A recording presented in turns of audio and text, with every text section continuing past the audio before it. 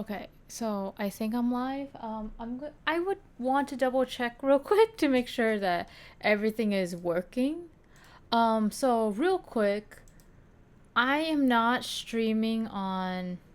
Hang on, can I listen to myself? Am I speaking? Oh, I muted my whole tab.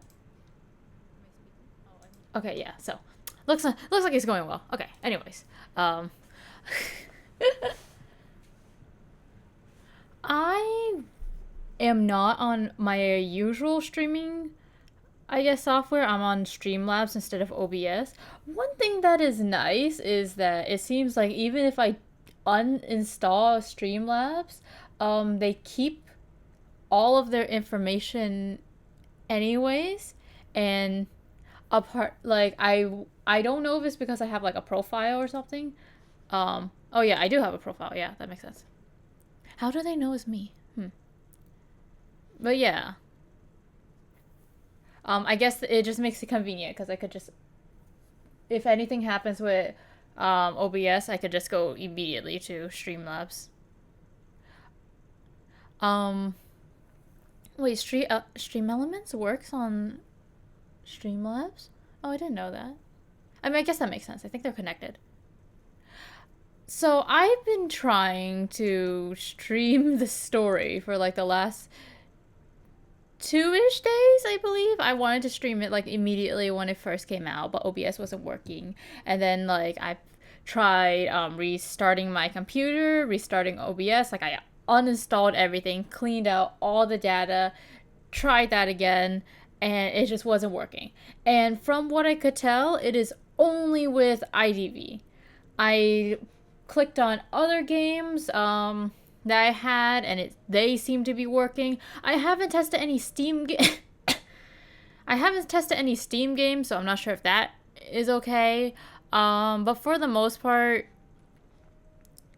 everything but IDV seems fine. I have a little bit more testing to do, but I don't think I can stream IDV on like OBS at the current moment, and I just don't know why.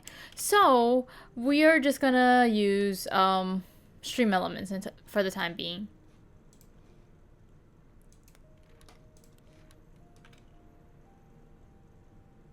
Alright, anyways, so we've been holding off. Let's get to the story. Also, I read through a little bit of the other stuff, which was the daily check-ins and well, the daily check-ins for like the radio and then the graffitis. The graffitis don't seem to have a lot of information that needs to be like mentioned, but the radio kind of seems to. I don't think it gives like super important information, but little hints of what's going on. And let me think. I'm trying to remember what happened. So, Emma, or like I guess Gardner, Lady Truth, she's with Embalmer, and they were talking about like the families, and then they were checking the radio to see if there's any kind of like message they could find. I don't remember exactly what they were talking about though, because I kind of went through them pretty fast. Hopefully, it's not that important. Mr. Everest still hasn't wrapped up his case, so I was alone at the office when a new client showed up. Mr. Iridence, right? It's like I know what that word means, but I don't know how to say it. Came to see me in person. He told me that a week ago the vault of Whitlow Bank was robbed. The thieves bypassed the main entrance, dug a tunnel straight into the vault, and made off with the most with most of the valuables inside. One of the stolen items was a gemstone called Aurora, a favorite of the Eulili family. They already sent trackers to try to catch the culprit, but after coming up empty, they turned to a detective, me, for help. Mr.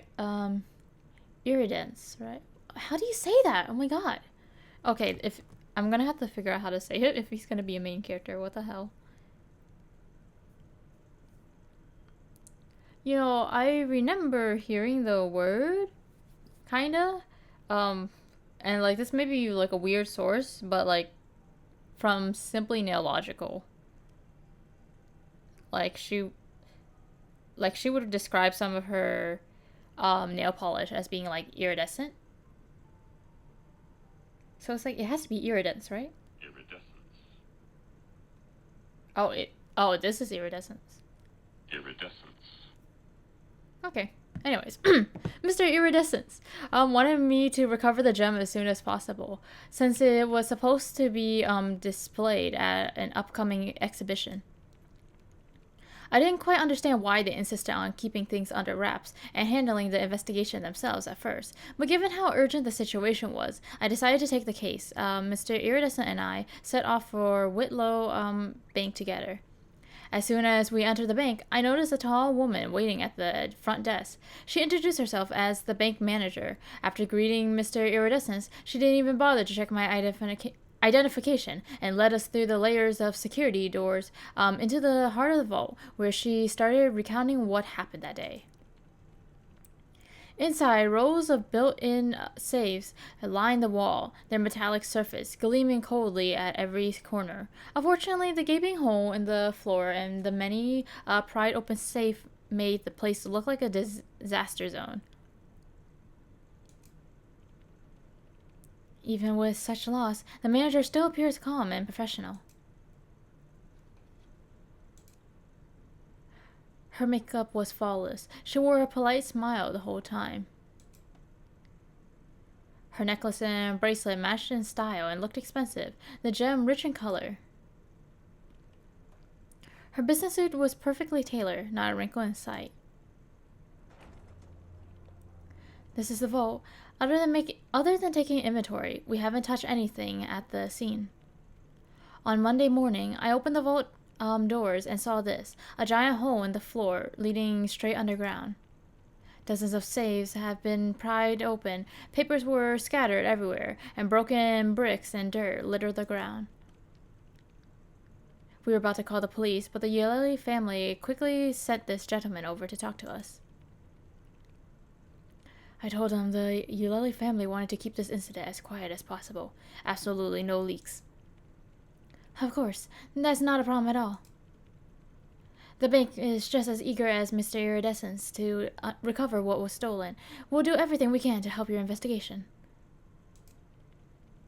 So the Yuleli family found out about the robbery almost immediately.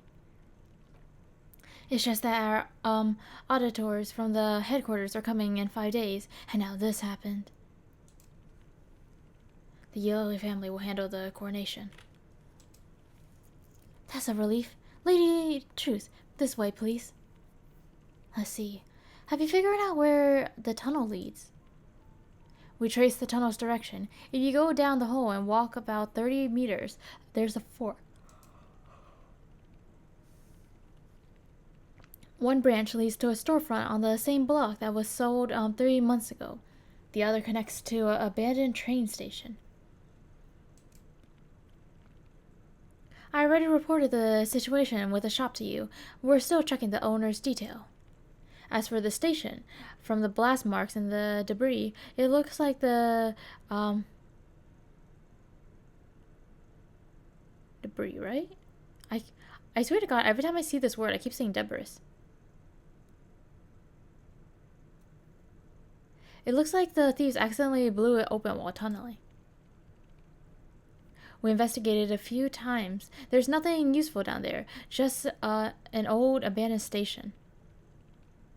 Can I go down and take a look myself? I want to see what it's like in person.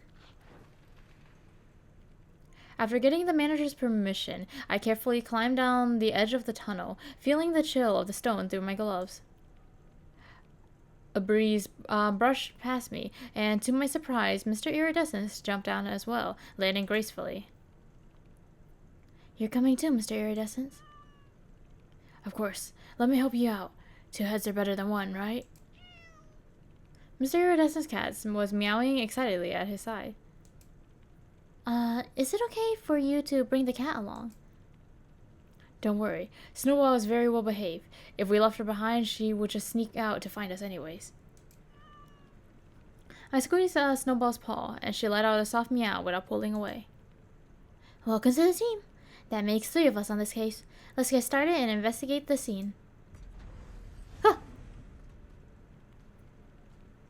With our flashlights cutting through the shadows, we followed the hand-chiseled path and stepped into the wide underground chamber. Rusty train tracks stretched ahead, and the whole area looked like it had been abandoned for ages. I had no idea there were places like this beneath the city. Most people don't talk about it, but as the city grows, more and more underground spaces are being built and abandoned. All it takes is a change in plans or a station being relocated. There are a myriad of reasons for these places to get sealed off for good. Was blowing up in the abandoned station really just an accident? I'm not buying it. The thieves knew exactly what they were doing. We barely had to take any detours. They stopped right below the vault. But until I find solid evidence, I have to check the other directions. How's the signal down here? The hobbyists overheard the thieves talking here, right? Let me think. According to what I read the other day, shortwave signals don't lose as much strength on the ground. If someone was talking down here, maybe they used a lower frequency. Let me try. Press the button and lower the frequency.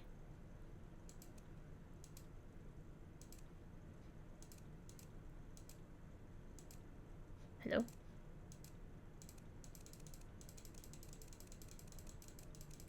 Surely they would just automatically if I hit it. Whee! Okay, yeah. Lots of outsider lately. I'm picking up something. What frequency is this? And is that a voice transmission? Didn't get much today. Even the regulars are gone. Anyone know what's up?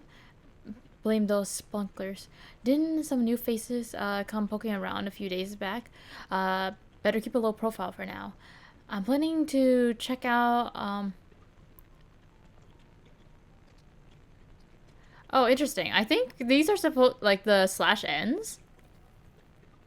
I think they're supposed to be new lines. But it didn't get implemented properly, so it's like all bunched up together. Or I'm not sure because I'm not sure there'll be enough spaces if there's like that many lines. But it looks like it was supposed to be spaced out a little bit more. Anyways. I'm planning to check out their survey area. Bet they left something behind.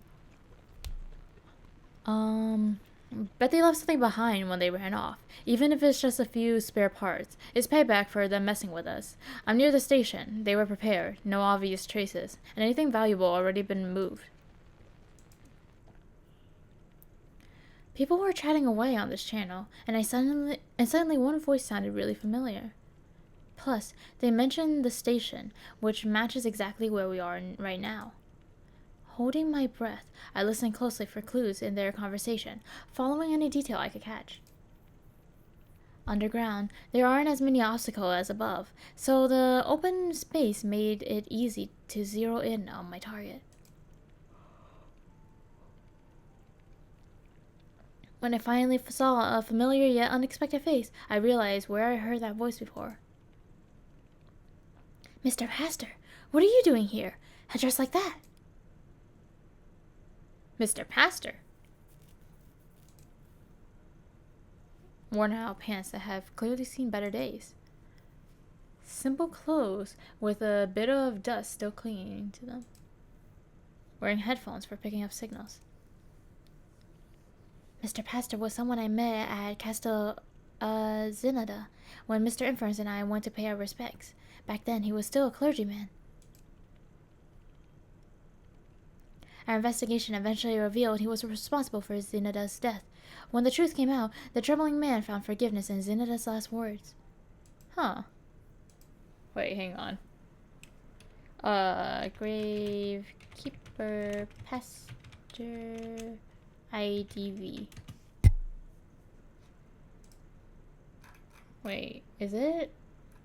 Ah, shit. Okay, I don't think it's gonna be one of the A tier, so it's one of the B tiers probably. Patrol, Witherly. Huh. Huh. I don't see it. Well, yet again, who knows? Cause, what's the word? Um, it could be something like he was part of the story, but he didn't get a skin. Which I don't know. It doesn't really seem believable though. Is kind of like the thing. Um, because if he was a major enough character to be mentioned, I feel like he would have been, like he would be in the skins, you know? Oh, he wasn't. Damn, what the hell? Lucia's spirit.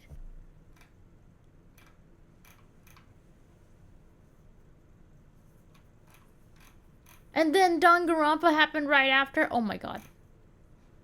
The tragedy. What the hell is this? Okay, back to the story. Our investigation eventually revealed he was responsible for Zenita's death. When the truth came out, the trembling man found forgiveness in Zenita's last words.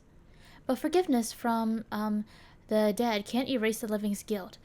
Miss Sway took Mr. Pastor away, lost in his regrets.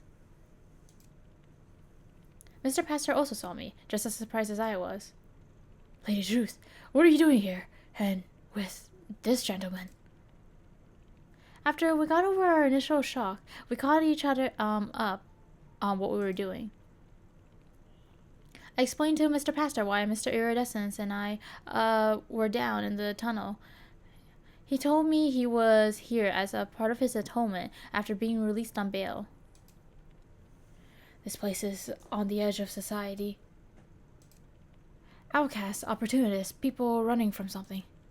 Anyone can find a spot down here. It's a place that takes everyone in. There are even gathering spots underground now, but there's one big difference from the city above.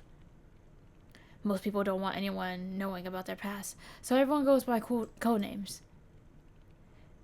It's kind of an unspoken rule. Please call me another Pact down here, just like you call this gentleman Iridescence.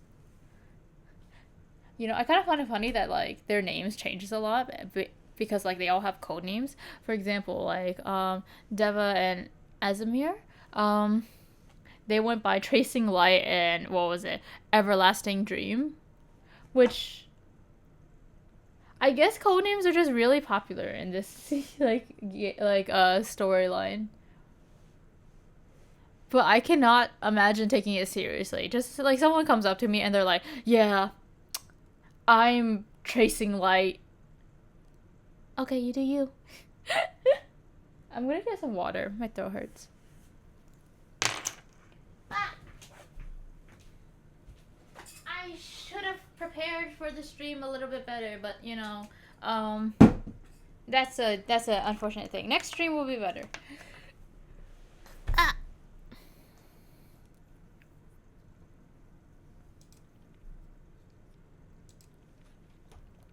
I think I know what case you're talking about.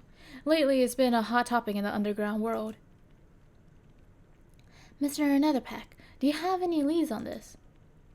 From what I heard, the robbery was originally underground dwellers. They came back here hoping to shake off anyone chasing them.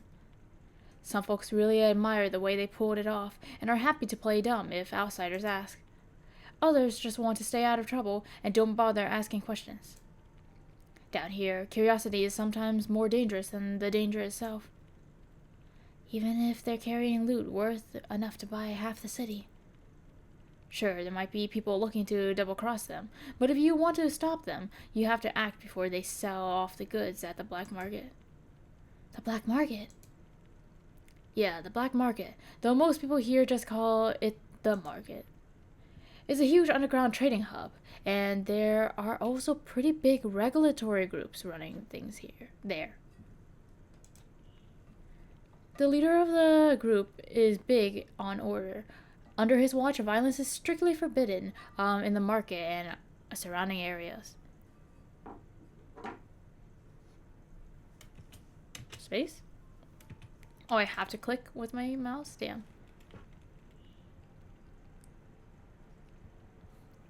If the robbers made it underground and plan to fence their loot, the market is definitely where they go. Maybe that's part of their plan. Mr. Netherpack, would you mind sharing where the market is? I'd like to check it out for myself. It's deep underground, far away from any exits to the surface. It's not exactly safe. Don't give me that look, Lady Truth. I really can't. Oh, fine, I'll go with you guys. Most of the routes down here follow old abandoned train tunnels, and there are a bunch of little paths people dug themselves. It's easy to get lost if you don't know your way around. Plus, people here are really territorial. Outside of the so-called safe zones, going into the wrong area can get you attacked. If it's not too much trouble, we'd really appreciate your help, Mr. Netherpack. Thank you, sir. Mr. Iridescence nodded, and behind his glasses, he gave Mr. Netherpack a careful look. Feels like Mr. Iridescence is a pretty cautious guy. The market isn't just for trading. You can buy and sell information too. If you're looking for someone, you'll probably find something useful. Also, if you plan to stay underground for a while, you should remember this radio channel. It's the public channel everyone uses. Lots of info is shared there. It's a channel 5. I heard a bunch of people talking on it. That's the one. People share info there for free. You can ask whatever you want to know. But there's an unspoken rule. Don't ask about anyone's identity. And keep in mind, not everything you hear is reliable. Nobody's responsible for what gets said on the channel. Got it. So basically, no one will ever admit to anything, and you're on your own to judge what's true. Exactly. Even if you figure out who someone is, they'll never admit it. But if you want solid intel, it's faster and easier just to go to the market in person. The market only opens once a week, and that's tomorrow. I'll take you guys there. Thanks, Mr. Netherpack. Mr. Iridescence and I will get supplies for tomorrow. If you plan to stay until you catch the robbers, you better bring plenty of food and water. Resources are plenty scarce down here, and what's available doesn't taste great. After setting a time and place to meet Mr. Netherpack tomorrow, we're heading back to the surface. Come to think of it, I should probably listen in on what people are chatting about down here. If I know the topics, I'll blend in better tomorrow. Oh no! Looks like I can tune into the channel as is. No extra setup needed.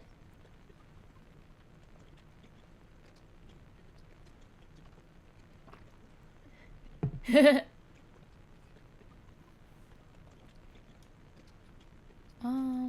didn't put your name on it, so how would anyone know? Nope, I haven't seen it. Yeah, everyone here's just doing their best to get by. Beep, beep, beep. Huh? There's a faint rhythmic static mixed in with the voices. That clicking. It almost sounds like Morse code. Beep, beep, beep, boop, beep. The channel didn't change, but I'm picking up something different. It's this crosstalk. The signal keeps repeating in a pattern, like a secret radio station with a special purpose. A hidden station constantly sending out coded message. How excited! Feels like something straight out of a spy novel. Or maybe it's just an old abandoned station.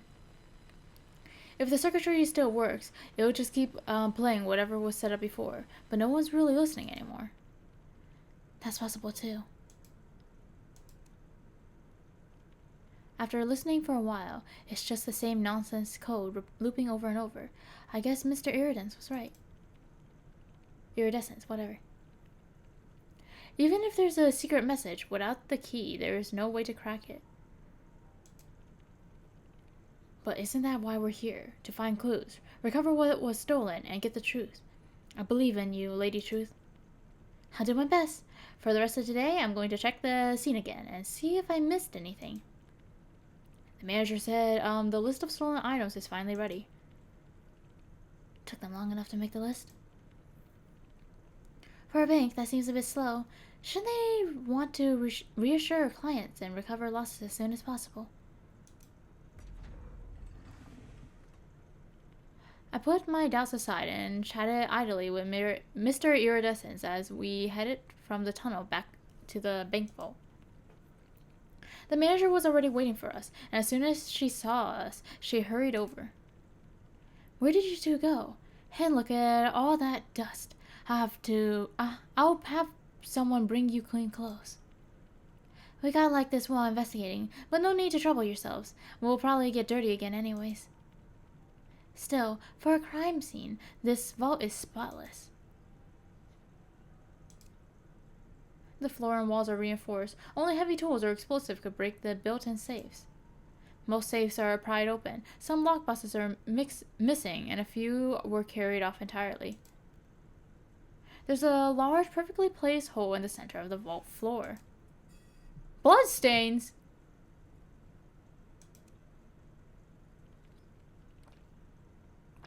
Did someone clean up in here? No, we left everything untouched, just like Mr. Iridescent asked. This is exactly how I found it on Monday morning. You were the first person to open the vault, correct? Yes, I'm the only one who holds the vault key. Every morning before we open, I unlock the vault in front of the security and check the cash and valuables. That day, I was the first one at the bank. The robbers definitely planned this. Manager, does anyone outside the staff ever get access to the vault? According to the rules, only staff can enter. And always in pairs. Clients can only use the designated buffer area. They're never allowed inside the main vault. Sounds like you got tight security. Whitlow Bank's vault used top-of-the-line locks. I even read about it in the papers. Didn't expect it to be bypassed like this, and in such an old-school fashion. Have no idea how the robbers managed to dig their way in. The manager kept cursing the robbers while carefully watching Mr. Iridescent's reaction. We're truly sorry about what happened. We really appreciate the Eulalie family willingness to help explain things to our other clients and ask them for a little more time. Of course, we also prefer to keep things low-key for now. Since you're willing to hold off on calling the police, the Eulalie family is happy to help negotiate with the other clients about extending the compensation deadline. You flatter me. Serving VIPs like you is an honor. The Eulalie family has always been one of our most valuable clients. You know, it's kind of weird. Like, what when Aesop said Loki, because I associate that word with being slang. So I just like for a second, it just brought me out of the story. I was like, what the fuck? Besides the extra time you're asking for, besides the extra time you're asking for is to help catch the robbers. If we succeed, it's a win for everyone. So of course we'll do our best to cooperate. Speaking of the missing items, we've gone through our inventory again and put together this list of all the lost precious metals, cash, jewelry, and other valuables. Mr. Iridescence, could you also double-check the Eulalie's family asset records, especially since your family's safes contain, especially since your family safe contains. If we can't recover the items within 30 days, this list will be sent to the insurance company for claims processing.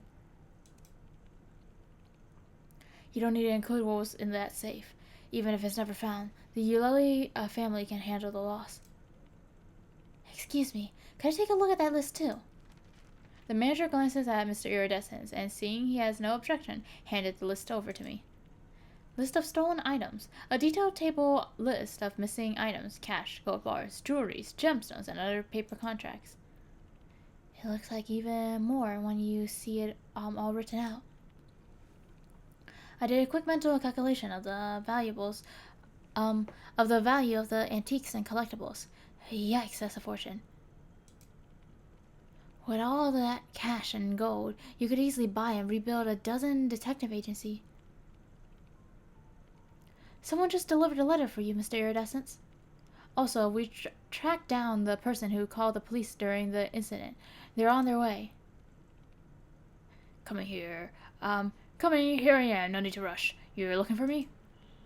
The young man brought in by the manager had a beard, and it didn't hide his youthful energy. It's Moro!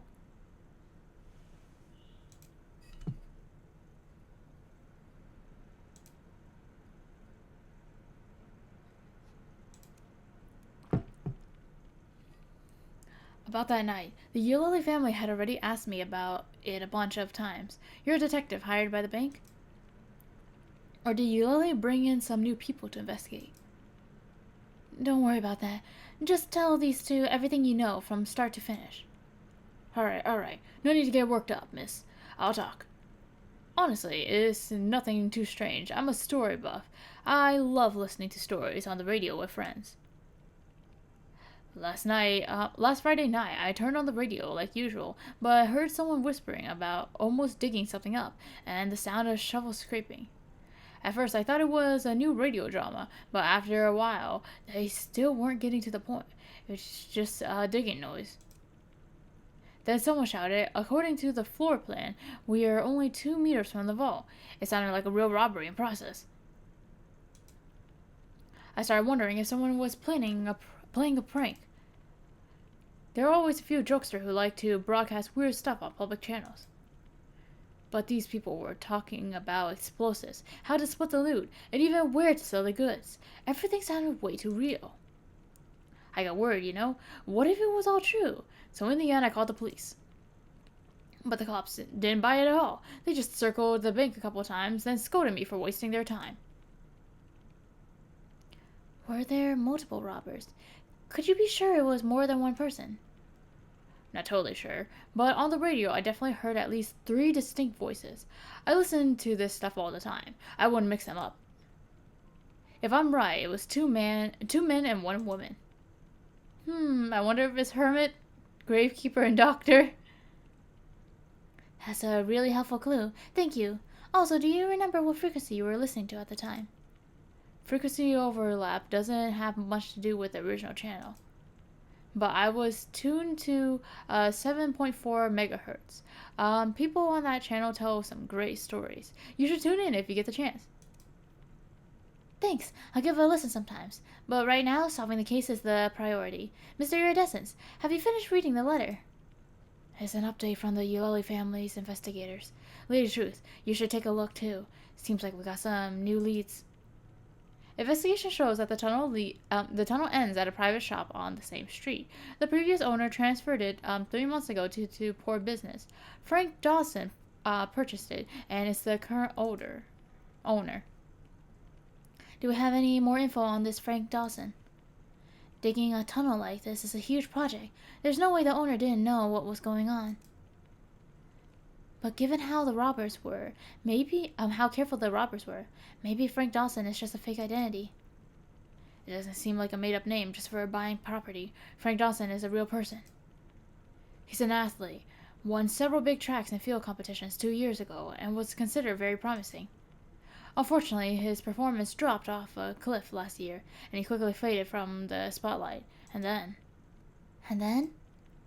That's all I got. We could find this much so quickly because he used to be something of a rising star.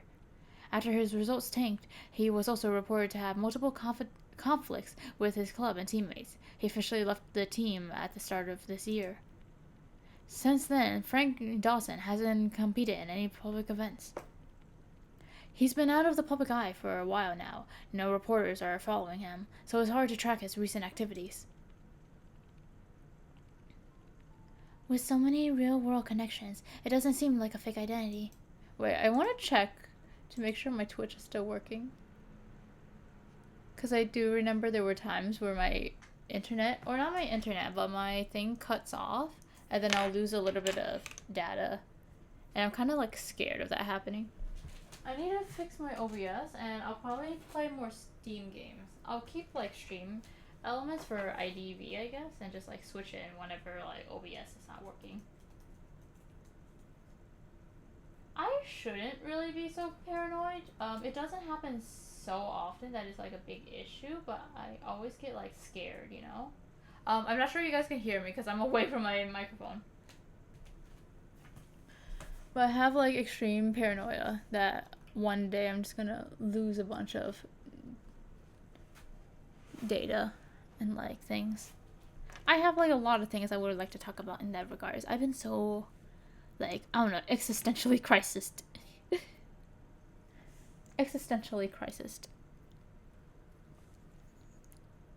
With so many real-world connections, it doesn't seem like a fake identity. If the robbers used his name to buy the shop, there must be some link between them. Even if he's not directly involved, he probably knows something. We're trying to get in touch with Frank Dawson, but as I mentioned, it might take a while to get any results. That's a shame, but at least we have other leads to follow. You mean the black market? Yeah, I've been to a lot of markets, but this one's something else. Maybe someone there knows about Mr. Dawson. Maybe I'm being nosy, but Lady Truth, your positive attitude towards others is honestly a good thing. Are you about to say but, Mr. Iridescence? Amused by my question, Mr. Iridescence chuckled softly, and Snowball peered over at us curiously. Yes, but the underground world is full of criminals. I just hope you'll be cautious around strangers. Mr. Iridescence spoke slowly, choosing his words with care. I could sense his genuine concern and kindness between those carefully chosen words. Especially the groups controlling information trades at especially the groups controlling information trades at the market, Hermes. They're very hostile towards outsiders. You lowly family investigators have been kicked out and sent back to the surface more than once. Whoa, that sounds intense. Let's hope we don't get thrown out tomorrow. But the fact that you're warning me about this, Mr. Iridescence, just proves you're a really kind person. For some reason, after I said that, Mr. Iridescence looked even more troubled. Circulating rumors. Wait, I want to take a pause real quick.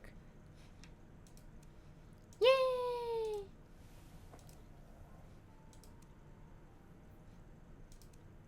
Oh, look at this.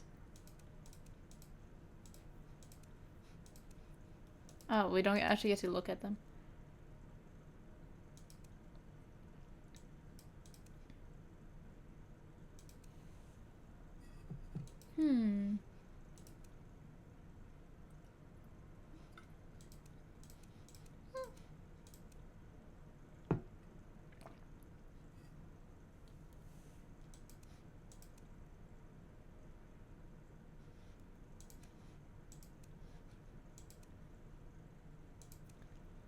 Alright, so it looks like...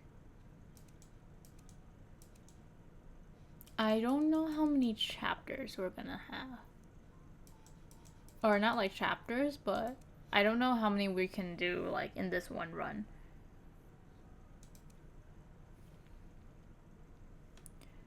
Circulating rumors.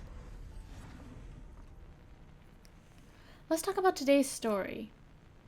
Lady Truth never goes anywhere these days without the radio. Even the cat on Mr. Iridescence's shoulder seems curious about the noisy gadget on my hand, poking his head out for a look. After hearing what Mr. Story Enthusiast said, I just had to try out that crosstalk he mentioned. If it's all about luck, I'll just keep trying. But even if luck isn't on our side, it's okay. I don't believe those thieves could have wiped out every evidence. With careful observation and some good investigating, I'm sure we'll catch those thieves and get the gem back. I have faith in your skills and professionalism, Lady Truth. No need to keep proving yourself. Oh, it's just that a lot of first-time clients start to worry when there's no progress. I was hoping to set your mind at ease. People like Mr. Iridescence are pretty rare. It's really not a big deal. I never doubted the detective I hired. So sorry for being late. As I was touched by Mr. Iridescence's trust, Mr. Netherpack found us. He'd also noticed the radio that wouldn't stop crackling. Is it Mr. Iridescence or at least Aesop? I'm pretty sure Aesop is the same person as Gato. And Gato is connected to the paranormal detective. So at the very least, I think he is somewhat familiar with us. Or at least I would assume so. Listening to stories, Lady Truth? Actually, I'm trying to find the frequency the thieves used to communicate. Haven't had much luck, but hey, the stories are fun to listen to anyways. Maybe try tuning between 3 and 8. Lots of underground dwellers use those frequencies to talk. That's still a huge range. I'm not a fan of just randomly trying things and hoping for the best. It feels like there's nothing I can really do. Well, at least Mr. Story Enthusiast channel is playing detective stories lately. I guess I'm getting a little inspired by them too. Then as the danger crept closer, the brave and clever Frey made her choice. Lady Truth, when we get close to the market, you might want to turn that off, or switch frequencies. Folks around here aren't too fond of detectives. Mr. Iridescent's comments about outsiders come to mind. I get why Mr. Netherpack is worried. Got it. Better safe than sorry, right? She decided to meet at the market today. Don't forget. Wait. There's a different voice coming through the radio now. Yeah, just waiting to move the goods today. Signal's a little distorted, but it's definitely not the Story Channel host. Did I actually pick up the thief's frequency? If it really is them, it sounds like they're planning to unload the stolen goods today. We have to move fast. Exactly. Mr. Netherpack, please, don't worry about us. Just hurry. Alright, if we're in a rush, I know a shortcut. Is he gonna lure us somewhere that isn't the market? Mr. Netherpack knows the underground like the back of his hand. The layout is a real maze, and in some places, it's not even a real path. He doesn't seem lost for a second, leading us through gaps in the rubble until we enter a long, shadowy tunnel. It's pitch dark here, and the air is really thick. Most people living down here don't have the means or energy to improve their surroundings, so most areas are just left abandoned like this. It feels like the forgotten edge of the world, the ruins of civilization, but to me it's peaceful. But the market is actually kept in great shape by Mr. Goldfoil and his group. Mr. Goldfoil, is he someone important? Yeah, Mr. Goldfoil is the leader of the Hermes, the largest intelligence network underground. Besides trading information, they also make sure supplies flow smoothly. Even the market is run and kept in order by them. He's got a direct way of making sure everyone follows his rules. No fighting in or near the market. Break the rule and you'll never be allowed to trade with any of his organizations again. He set up a whole new way of surviving down here, and everyone knows exactly what they risk if they challenge him. And since he controls such a huge network, his threats actually mean something. Mr. Iridescence, you heard of him too? Only a little bit. I really admire Mr. Goldfoil. He didn't set up rules. He sent people to patrol the market too. He didn't just set up rules. He sent people to patrol the market too. He stopped a lot of fights before they could start. Without someone like him, this place would be pure chaos. So does that mean there aren't any other big organization or stable marketplace underground? That's right. Sometimes people barter, but the scales are usually tiny and just within tight-knit groups. Once the transaction gets bigger, it's hard to keep control. Monopoly makes a fortune for whoever is in charge. As a businessman, it makes sense you could go that route. You can't really survive in this kind of underground chaos by being a good guy, at least not in the usual sense. But honestly, he doesn't sound like a typical villain, either. If I were to get the chance, I'd love to meet him. Or is the tunnel getting wider? Are we almost there? Watch out! Just as we were about to round the corner at the tunnel entrance, Mr. Iridescent suddenly pulled me behind him. Mr. Netherpack was a split second slower, and he quickly raised his shovel. A dark figure jumped out of nowhere and launched a quick attack on Mr. Iridescent. The blade gleamed in the dim tunnel. Mr. Iridescent barely blocked the blow with his suitcase, but I could feel how hard he was hit. The attacker was covered head to toe in a black cloak, making it impossible to spot any clues about who they were. Suddenly, Mr. Iridescent pushed me away. You two go ahead. Head for the market and find whoever is in charge. The attacker was ruthless and didn't hold back. I was really worried about Mr. Iridescent, but I knew that I had to do what I had to do. I had no idea if the attacker had backup, and staying here wouldn't help. Even if I hesitate, the smartest move was to get to the market as fast as possible and find help. Mr. Netherpack, let's get going. According to what Mr. Netherpack said before, fights like this aren't supposed to happen near the market. Alright, follow me. But now all the pressure is on Mr. Iridescence. The attacker seems ready to go after all of us, but when we ran, Mr. Iridescence blocked their way. Now Mr. Iridescence's suitcase was open, and he pulled out a few glass vials still hold in his hand. The cat he had been carrying was now set down a safe distance away, but it was still barring his claw at the attacker. Bearing.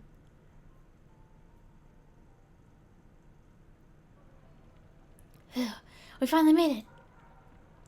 Maybe it was a long walk through the tunnels, but stepping into the bright marketplace made the light feel almost blinding for a second. Even though it's not really that bright here. Before I could catch my breath, I scanned the area, looking for help we desperately needed.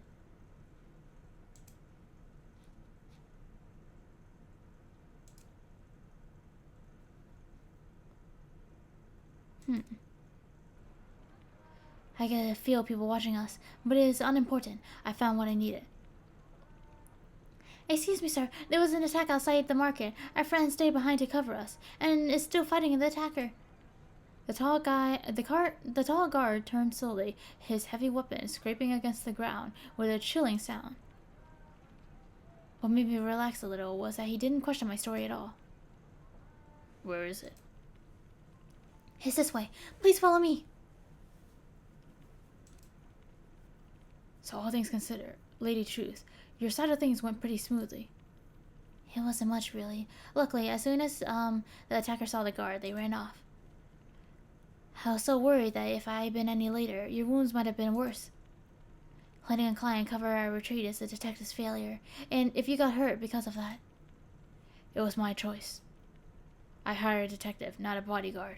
All you need to do is find the truth and recover the gem. That's not true. Even if that's how you see it, I can't accept it. As a detective, I have my own sense of responsibility. I can't believe I let my client get hurt protecting me. No, it was just a little scratch, and I was protecting myself too.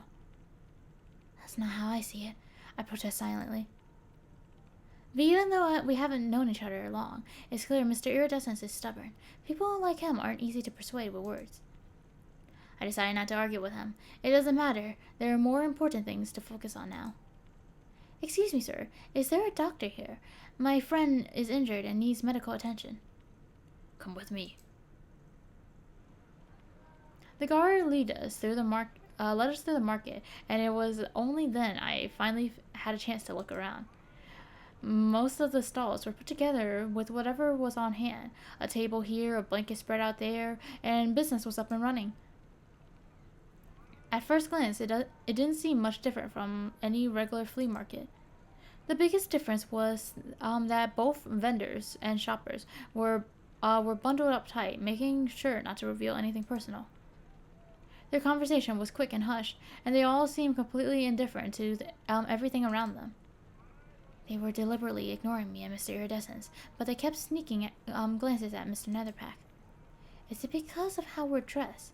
Maybe Mr. Iridescence and I don't look like we belong underground. This is the doctor. I'll leave you to it. Oh, thank you, sir.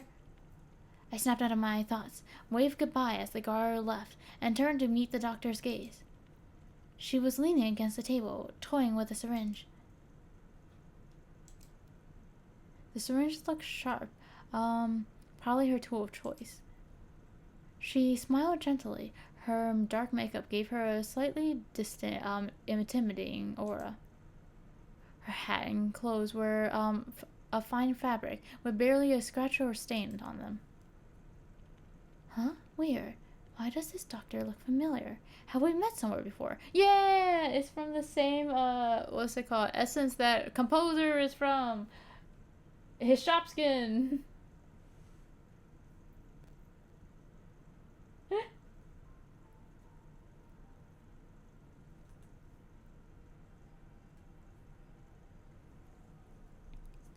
Right. Call me, Antimony. Is this the patient? Just so you know, I only brought the basics. If it's a big wound, you have to tough it out for now. It's just a surface wound. I know a bit about first aid, so just some bandaging and stopping the bleeding should do. Mr. Iridescence quickly rolled up his sleeve to show the injury. The dark red gash ran almost the length of his arm. He looked unfazed, even adjusting to Snowball on his shoulder. Looks like you weren't exaggerating. You could probably handle this yourself. Still, I'd rather leave it to a pro. Heh, you're a straight arrow, huh? I heard you guys got attacked nearby. I'll just send the bill to Gold Foil. Come here. I'll take care of it. No painkillers here, so grit your teeth. Wait, Mr. Goldfoil's group covers medical bills too. I thought they just kept the peace and help people find doctors. Of course, and if they catch whoever caused the trouble, all their assets get confiscated. That money goes to pay for the victim's medical bills first. But even if they can't catch the culprit or there's not enough money, they'll still cover the costs up front. Doctors and medicines are hard to come by down here. That's why people actually follow their rules. Especially medicine for treating wounds. Everyone's after it. You're lucky. Not just any doctor has this stuff.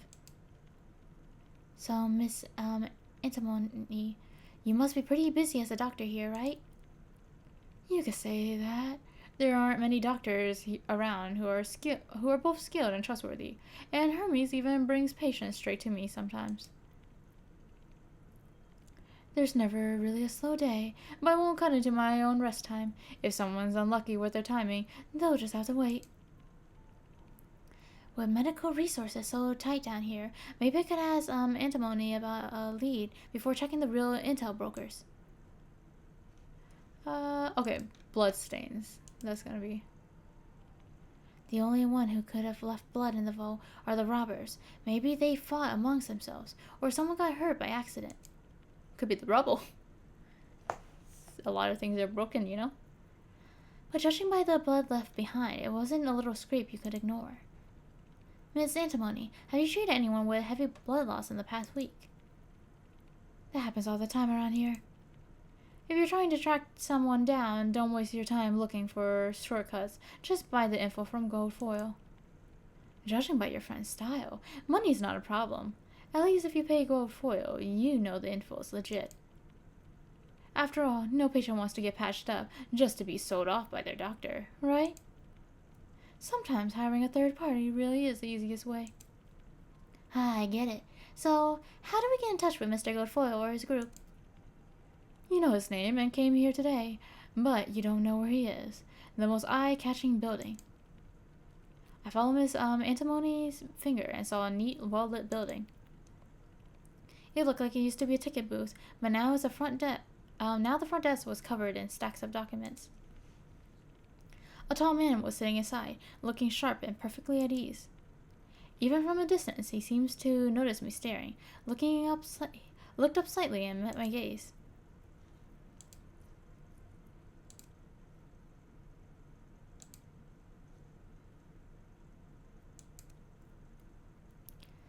I could sense Mr. Iridescence and Mr. Netherpack were both a little tense for some reason, so I decided to introduce myself first. Excuse me, sir. Are you Mr. Goldfoil? He nodded, calmly rolled up the paper he's writing on, and slipped it into a strange cylindrical case. That's me. How do I help you, miss? I'd like to buy some information from you. A new customer. I see. Go ahead. What do you want to know? Hermes always offer fair prices. How much do you know about the crew responsible for the Whitlow Banks heist a week ago? I kept a close eye on Mr. Goldfoil's expression. Guys like him are usually hard to read, but you never know if they're telling the truth. I do know who pulled the job, but it was a spur-of-the-moment thing, so there isn't much info. You're new here, so maybe you don't know the rules. Even if we know someone's identity, Hermes doesn't just hand that over. Too many people come here looking for answers, and just as many want to keep secrets. If we provide info that helps you get closer to the truth, and we guarantee it's we only provide info that helps you get closer to the truth, and we guarantee it's accurate. So the rest is up to the customer to piece together. That's one way to put it. Most people just call it finding their target. But you got the right idea, detective. So you have to ask a different way. so I need to ask about the traits or clues that can point to the robbers, not directly about their identities. But Mr. Godfoy already dropped a hint. If it was a spur of the moment heist, they need special tools to dig that hole in the vault. Mr. Godfoil, then, do you know anyone, if anyone has bought a lot of drilling equipment recently? A lot of people down here need that sort of thing, but usually it's just for personal use. I get what you're after. Sorry you had such a rough first visit. It's our fault for not keeping things safer. To make up for it, I'll give you this answer for free, miss. Truth. Please call me Lady Truth. This address has a bunch of drilling equipment delivered recently. Hope it helps your investigation, Lady Truth. Mr. Goldfoil scribbled down an address and slid the paper over to me. I should have thanked him and left, but another question popped into my mind. You must have figured out I'm a detective. Aren't you worried I might catch those robbers if you give me this info? You got me wrong. I'm just a businessman. I care only about keeping the market stable. I have no stake or interest in anyone's private affairs. If someone gets outplayed, that's on them. Besides, the heist caused quite a stir. Honestly, I'd rather not draw too much outside attention down here. Is that why you chased down the Eulalie family's investigator before? But if you stop them, won't the police get involved later? Wouldn't that be an even bigger headache? Not really. Sometimes the people desperate to get their stuff back are the most reckless, and I know they'll never go to the cops. Mr. Goldfoil's words seemed to carry extra meaning, and just then Mr. Iridescence, who had been quietly listening, cut in. Let's go, Lady Truth. We got the address, and time's ticking. Right. Thanks for your help, Mr. Goldfoil. We'll be off. We walked away, and only when we were a safe distance did Mr. Netherpack finally breathe easy and peeked at the address. Mr. Netherpack, you look nervous around Mr. Goldfoil. Didn't you say he was a good guy? He is, but knowing his reputation and how he operates...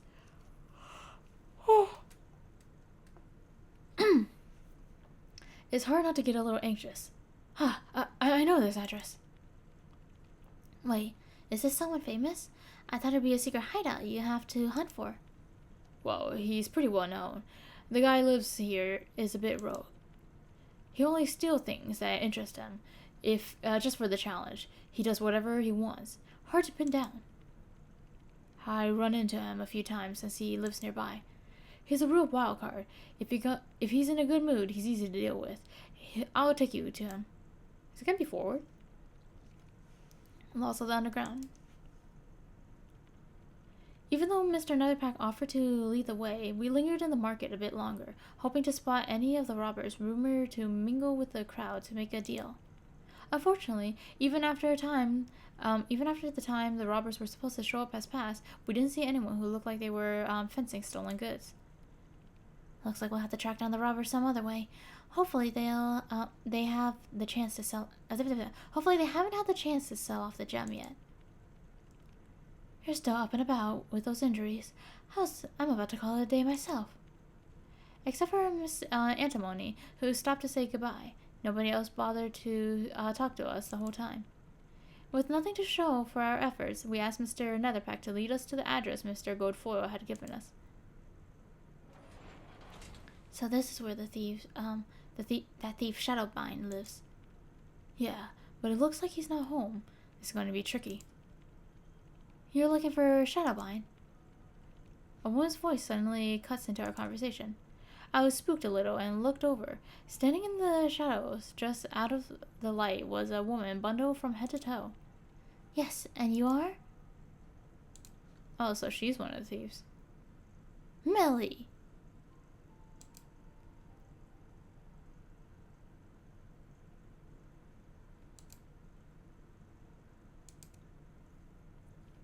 I'm Stinger, Shadowbind's neighbor.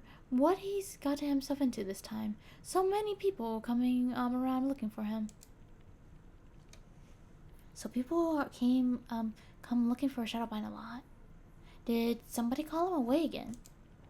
That I'm not sure. He didn't have many visitors before, but these past few weeks he's barely been home for some reason. Normally, he's been here tinkering with gunpowder. Sometimes the explosives are so loud it's impossible to get any peace. It's been quiet lately, though. Honestly, I hope it stays that way. Huh, so it sounds like they've actually been planning this for a decent amount of time. Hey, my laptop, what the hell?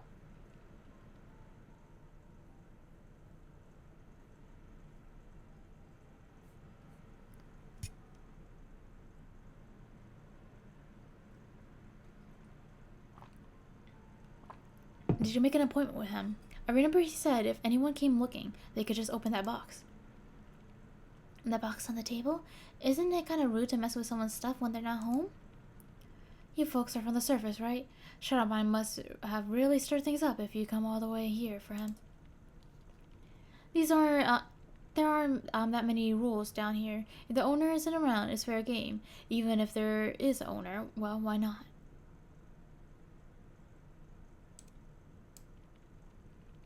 He said anyone looking for him would know what to do with the box, so I guess that message wasn't meant for you. Didn't expect his business to be this busy. Listening to Miss Stinger, I glanced around. This wasn't a typical room. It was a warehouse, bare bones. The warehouse's bare bones still showed through the battered metal shelves and pipes. Clothes, tools, even unopened bottles of chemicals were all left in the open. Out of respect, I tried not to stare too closely at anything too personal. But as my eyes landed on the small box in the middle of the room, I found myself unable to look away.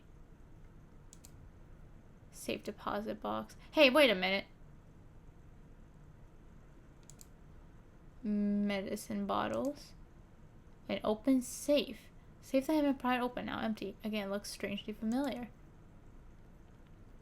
This safe. It looks exactly like the one in the Whitlow Bank vault. Aren't these custom safes not supposed to be sold to the public? That's right, and every bank has a special stamp in the lower left corner. This one's corner has been scraped off. You can still see the marks. That just screams nothing to see here, isn't it?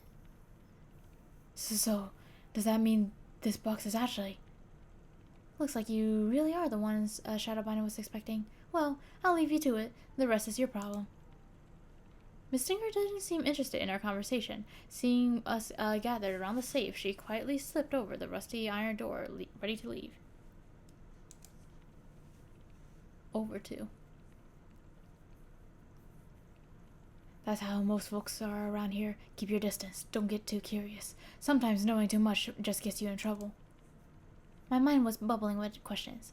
If this was if this is the safe Shadowbind stole, why would he just leave it out in the open? Is Shadowbind one of the robbers?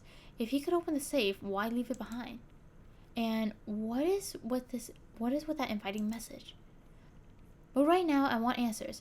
I guess I'll just have to do as Shadowbind suggested and open the safe myself. The safe is surrounded by gears that need to be dragged into place. The center slot is where the gear should be placed. After placing all the gears, the number of color indicators will help you determine both the status of each gear. Both positions and correct colors. Both position and colors are correct. Only the color is correct. Both position and the colors are wrong. Adjust until each gear matches the correct color and position to open the safe. Nothing? Okay, so we kind of... Wait, can I activate it? Okay, let's just do something random. Okay, so this is correct, then... No, okay. So that means... Let's try light blue then, and switch this around. Okay, so I think light blue is correct. I mean, yet again...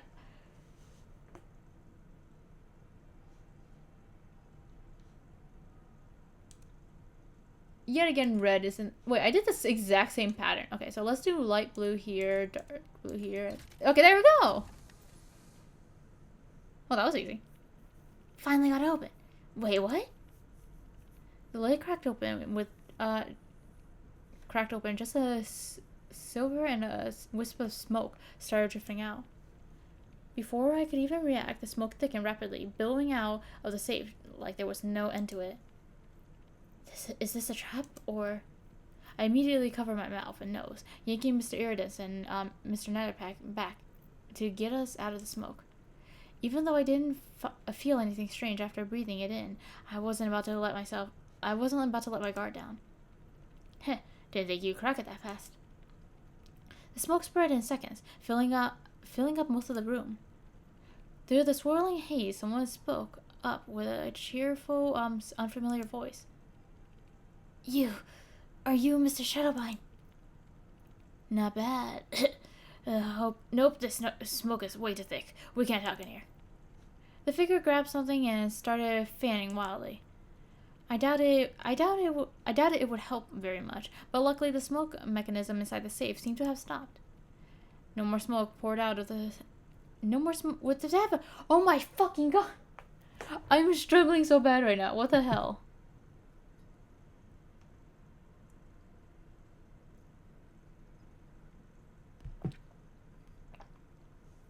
I'm like low battery right now. I've been tired before even the stream started, but I've been delaying the stream for so long because my fucking OBS wasn't working. Like, if it was working when I was like more energized and like had more time on my hand, I would be so much happier. Alright. With no more smoke pouring out, the air started to clear, and soon I could make out a stranger standing there.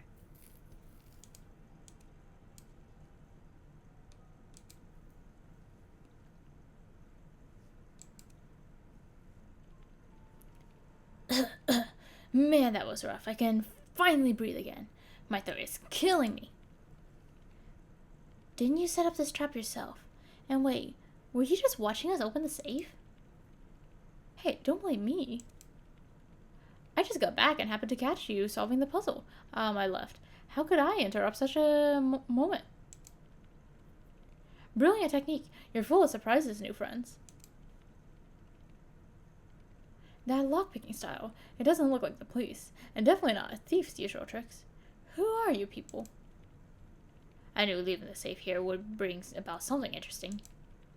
Wait, we actually came here for a reason. So you're here on purpose. Well, since you put up such a show, what do you want from me? Sorry to be blunt, but where did you get these safes? As smoke cleared, I peeked into the safe, just as I guessed. Nothing inside but the mechanisms. Where did I get them? I made these myself.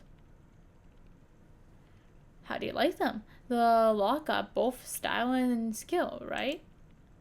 Even though we just met, I could tell he was lying without a care in the world. He really wasn't taking us seriously at all. Shut up, Vine. This lady has something important to discuss. If you know where these safes came from, could you please tell her? Netherpack! You're so quiet, I almost didn't notice you. But even if you ask, I have no idea. These two don't get it, and you don't either. I just found it lying around. How should I know where it came from? I just couldn't resist the challenge, so I brought it back. These little boxes are trophies from my technical adventures. There was something a little too smug in Shadowbine's voice. No way he just found these. I could tell he was lying. Maybe I could call his bluff. Oh shit! A thorn symbol symbolizes the barrier in another's heart, longing to be cleared away. From our chats so far, it's clear Shadowbine is a pretty laid back guy. If I can get him, if I can get him worked up, maybe he'll spill something, or at least slip up. He's in a good mood, but not quite there yet. I need to figure out what he really cares about. What would get him talking? Flowers on the vine represents the emotional blossom within one's heart. I'll ask about the relationship. Guide their emotion to the target's... Okay. Guide their emotion to the target value through conversation. So we need to get him unhappy? Let's talk about the lock on the safe then. You're interested in that too, aren't you? You seem pretty, well, let's just say you got a healthy dose of curiosity too, right? So you get how I feel. When a secret is right there, you know you can unlock it. That feeling is just unbeatable. Every lock carries the designer's unique touch and thought process. It's like each one is his own little riddle. The moment the lock clicks open, that's when I know I've found the answer. Shuttlebine lights up as he talks about the subtle differences between all the lock mechanisms. If I could break down his guard a bit more, maybe he'll spill something important. I agree. Knew you'd be interested. It's been ages since I got to talk this much. Most folks around here just care about the end results and nothing else. The topic's shifting to relationships. Maybe I could use this to figure out if Mr. Shadowbine was really part of the bank heist. Ask about the friend who showed up recently, I guess. Those shady types? Not my friends, but still. Even if I'm not interested in their plans, the chances to crack the next gen vault security system is just too tempting. Shadowbine swallows hard, realizing he said more than he should, his voice trailing off. He forced out one last line, sounding a bit defeated. It's not like we ever get to set foot in a real bank, let alone see the vault. It locks up close. Forget it, I already said too much. At this point, they're not even my crew anymore. No reason to cover for them. If you got questions, just ask. Shadowbine's guard is down. Now's the chance to ask. You hear about the bank case, right? Seems like a hot topic these days. It's just so we're clear, whatever I tell you, you can't go spreading it around, and you definitely can't use it to arrest me. I didn't steal anything from there. If you're wondering, just took a couple of these safes as souvenirs. Shadowbine pats the open safe on the table for emphasis. Just the safes, nothing else. I got invited about a month ago. I guess it's a group, but only one guy ever contacted me. A big guy who called himself Flint. He blocked my way and asked if I wanted to take on a supposedly unbreakable lock. I said yes right away. You get it, don't you? If I don't take the challenge, what makes me any different from these loudmouths who are all talk? But I didn't ask for payment. I told him if I succeeded, all I want is the lock I open. Flint, Mr. Narpak, do you know this guy? Nope, never heard of that alias. That knucklehead must be new. I've seen him around a few times when I was figuring out how to blow the vault. Honestly, he didn't mess up too badly, but he got some sloppy habits and missed the details. So, how did you get that injury on your arm? Accidents happen. Nothing ever goes perfectly. That day, the vault door was tougher than expected, so I added a bit too much explosive. The blast ended up way stronger than planned. Everyone there got hurt, not just me. Everyone. Shadowbine probably saw all the robbers at that time.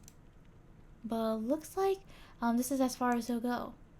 He's avoiding mentioning the others, and I'm not pushing it. At least I got a new lead. Shadowbine says he managed to sneak a peek at Flint's face once, but he was kind of let down. I thought he would be some big shot, but I didn't recognize him at all. Dark skin, well built, sounds a lot like that Frank Dawson guy. Oh my God, it's forward! The mysterious buyer who purchased the shop, Frank Dawson, Flint, could be the same person? Do you know where he is now? All I know is he's one of their old meeting spots. Not sure if he's there, but I can take you to it. That's awesome. Thanks. Shadowbine leads us to another room. It's clearly another converted warehouse or storage unit, but now it's completely empty.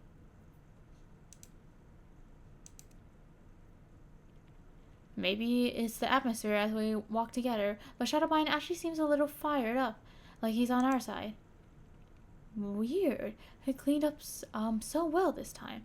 He's getting better? No way. I'm sure I can track him down. Oh, I also snuck a look at the radio channel. You got radio too, right? Want to listen in? Maybe it's just a weird sense of competition. You're pretty good at covering your own tracks.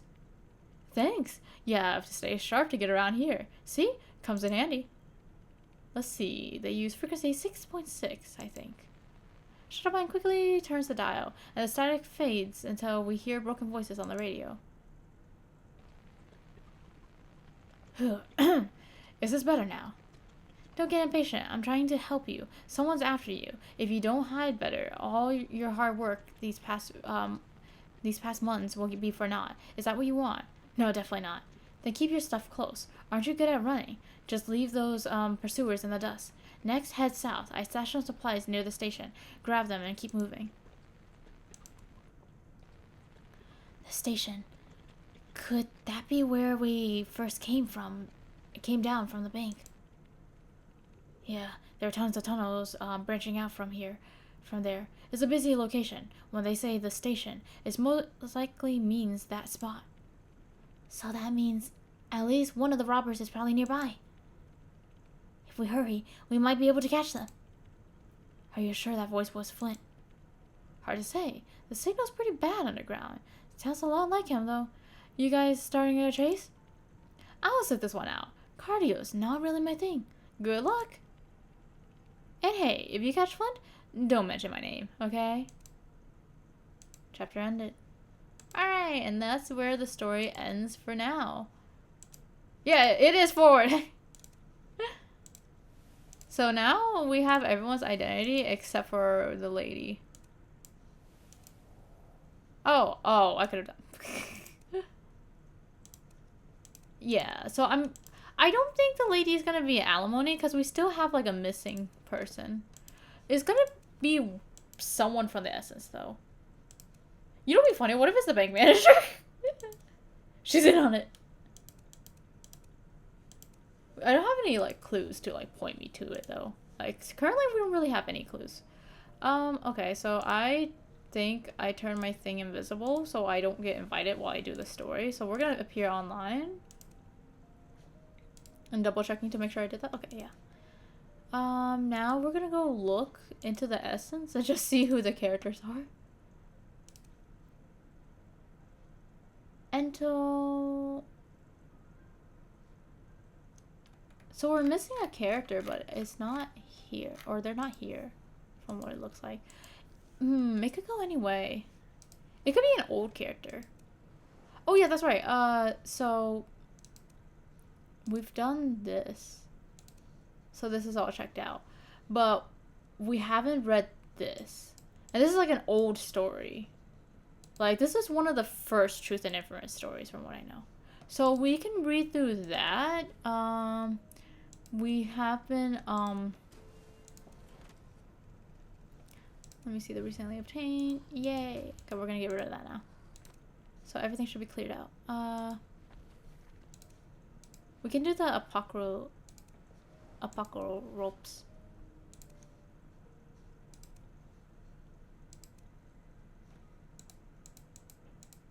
Ah! I can click on it. Okay.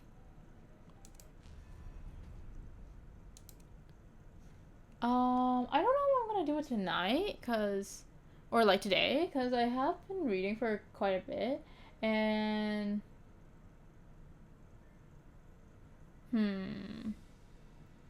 okay, so it's like I've been reading I haven't been reading for that long. It's only been an hour and like 20 minutes. But I think I'm gonna hold off just because like I'm a bit tired and I need to get this uploaded to YouTube and I don't want the vlog to be too long because then I'm not sure how it will upload. So we're gonna end the stream here. Thank you guys for watching and I'll see you guys next time. Good